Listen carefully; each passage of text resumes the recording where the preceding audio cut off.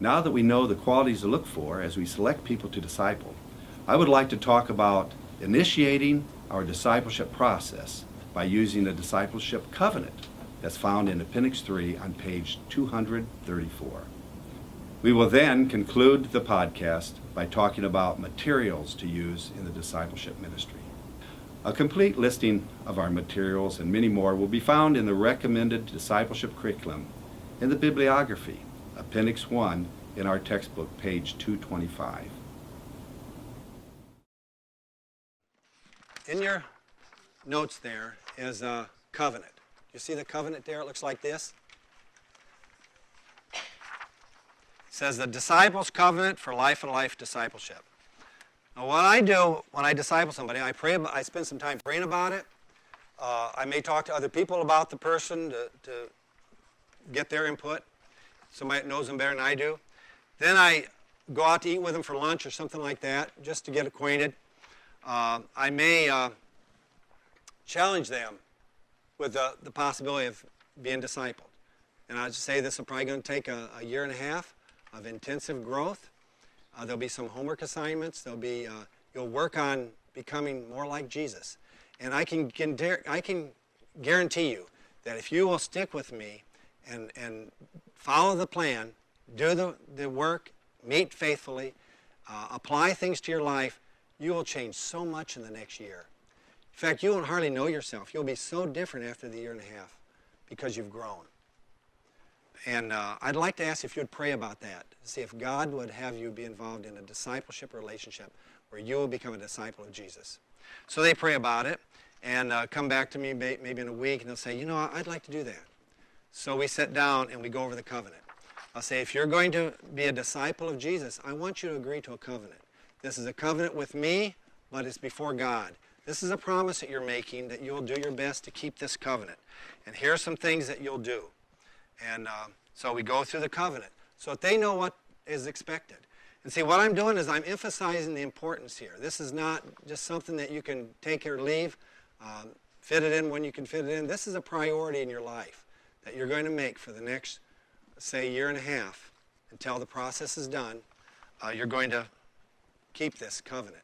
And the covenant includes doing the assignments, memorizing the verses, meeting faithfully. If I'm late for an appointment, I call and say I got in traffic. I'll be there. I'll be there 10 minutes late. If I am sick, I call and say I've got the flu. I can't make it. Or my boss required me to work overtime Saturday. I'm not going to be able to get together with you. You know, there's excused absences, excused reasons, but this is a commitment that they will keep if it's humanly possible. And in this commitment, they're agreeing to let me hold them accountable. And they're agreeing to be transparent and honest with me, with their struggles in life, so that I can hold them accountable and help them to grow. And then they sign the covenant. I usually make a copy of it and give them a copy for to keep, so they can look at it if they ever wondered what they agreed to in the future, and then I file it away. Now, do I use this as a club to club them over the head? No.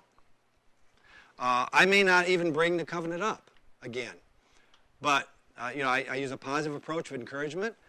There may be a time, though, if the person continually offends in an area that they agreed, I might bring it up. I said, you remember that covenant that you agreed to? One of the things you agreed to do is such and such. Are you still willing to go forward and keep this covenant that you agreed to? If so, then let's just have a new beginning here. And so I might use it if I need to. But the important thing is you're helping them to see what's expected of you in the covenant relationship.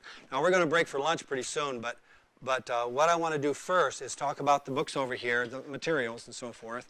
And there's a thing in your notes called the Books and Curriculum for Discipleship. All these handouts are also in my appendix in the book that I wrote. But these are really good. It's a really good tool.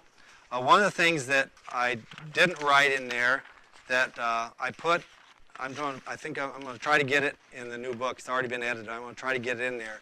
Is a couple things as far as computer sources. Have any of you ever used gateway.com?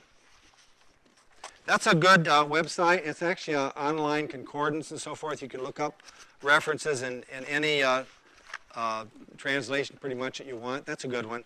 There's one that's even better to have, and it's free, and it's called Word Search Bible. Word Search Bible is a Bible study software that's free. It's owned by Lifeway, and Word Search was always known to be extremely user-friendly. And it's a very powerful software. And you can get it free. Wordsearch.com, and you can click the free program. It has all kinds of videos, training videos that you can look at. You can call Word Search if you're trying to figure out how to do something and can't figure it out. They'll tell you free. So it's that free assistance that they provide. You get 200 volumes free with it, up to 200. You can pick which ones you want, and that'll be downloaded onto your computer. Commentaries and all kinds of resources. It'll search through 10,000 different resources for maybe information on love, and do that in 5 seconds. I mean, it's amazing the speed of it. And so you can copy and paste from it into your lesson if you're doing a Sunday school lesson, and it has maps on there, and you can copy a map into your PowerPoint. There's just all kinds of resources. It's all free. And then if you want to upgrade it for $29, you can upgrade it. But that's not much, $29, but you don't even have to do that. The reason I'm telling you also, the person you're discipling, you can have them download this and have a Bible study program on their own computer that they can use in their own personal Bible study. So let me just show you a few things here. I just put these on the table. If you're interested, you're welcome to buy one. I have Urban Impact. That's the first book I bought over there. I've got some copies of it. And the second book I wrote is Changing the Landscape of Eternity. It's kind of one of the bywords, byphrases that I use, so I put that as the title. Subtitle is Transforming Believers into Disciples. Everything that I'm sharing today is found in the book, but I go a lot deeper. And this would cover like 4 or 5 chapters in the book, a reduced copy of it. And I have other chapters. I have a chapter on how to disciple your children at home. There's a lot of other materials there that you might be interested. If you want to buy it, it's for sale as a pre-publication item on Amazon. You can buy it now, but it won't come out till May 15th. But if you want to order it here today, we'll sell it. It'll be like $13.98, and we'll sell it for $10.50 today. And then as soon as it comes in May 15th, we'll bring it here and get you your copy. But then here's some other resources. This is Growing in Christ. This is the best thing that I've ever found for new believers. I try to look at anything that comes out for new believers. It's 13 weeks. It's a topical Bible study, basically. This is the milk. In Hebrews, it says start with milk. So if you lead a person to Christ, take it through Growing in Christ. And I've got some of these here if you want to buy them. And then another good resource to follow that up with is the 2:7 series. It comes from Philippians 2:7. Growing strong in God's family is the first one, and then deepen your roots in God's family, and then bearing fruit in God's family. These are good resources that you can use as you disciple a person. And for women, though, this could be used for men or women. But there's another series that came out 2 years ago that is designed especially for women. So I encourage the women to consider this after Growing in Christ. It's called the Journey series. This is, the first one is Bridges on the Journey. And then there's Crossroads on the Journey. And then there's Friends on the Journey. And this is also milk. And so if you're a woman discipling another woman, that's a good resource to use. And then one of the things that is important is for a person to understand what he believes. And Meat is a book on doctrine written on a young believer level. It's very simple, but it goes through 8 major doctrines. And if there's ever a class on doctrine and it's taught in a simple way, you can get the person you're discipling in that class. But if you need to do it yourself, then you can take them through a book like this. And it also has application questions to help you apply, what does that doctrine mean to me personally in my own growth? It helps them to understand, because see, doctrine is really practical.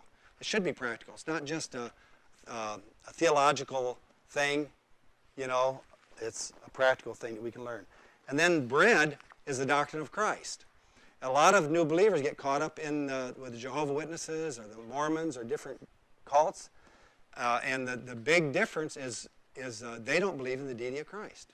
So this helps them to understand the doctrine of Christ so they don't get caught up in those kinds of cults.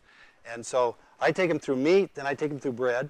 And then there's another one here that you can use. This is fish. This is how to share your faith. And if there's a class in the church, maybe you don't need to take them through this. Just get them in the class. But this is a resource you can use if there's not a class available so they know how to share their faith. And then if we hope to have this seminar periodically for new people that want to take it. And so if the person you're discipling, somewhere along the line, they can take the seminar so that they can be encouraged to disciple another person. But if the seminar is not available, this is a book. It's called The Way of the Alongsider. It's a workbook on how to disciple a person one-on-one.